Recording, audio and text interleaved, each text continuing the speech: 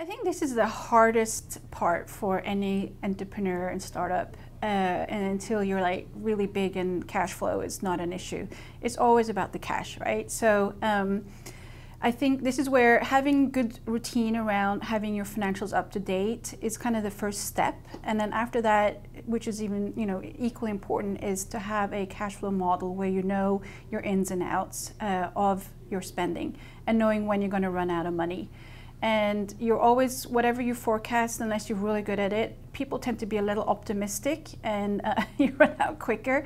But it also will give you an idea of what your fundraising timeline is. And then at the same time, you then have to start building a model about how much funds you need and how you're going to use them over the next couple of years.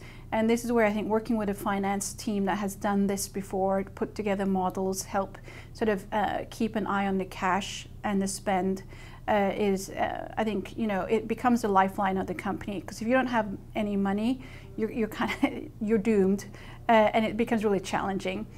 And this is again, so your financials, like, you might think, who cares about my financials? So I know in my head what spend is there. We're only 2 people. I mean, how hard can it be? But you'll be surprised if things you haven't, like, you've forgotten. Oh, legal bills. I haven't gotten any for 3 months, and suddenly one shows up, and you're $15,000 later that you hadn't planned on. So it's really, it's working with a team to kind of catch those things, make sure you know that you have a bunch of liabilities coming there, plus asking the right questions.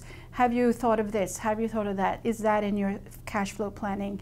And it really is to kind of help avoid surprises and, make sure that you can stay, as a founder, when to go out and how to position how much money and how you're going to spend it. And I think it also builds in some credibility that you have good financial discipline to future investors, because in the end they want to make sure that not only you're building something fabulous as a product, but that you also know how to manage your financial situation.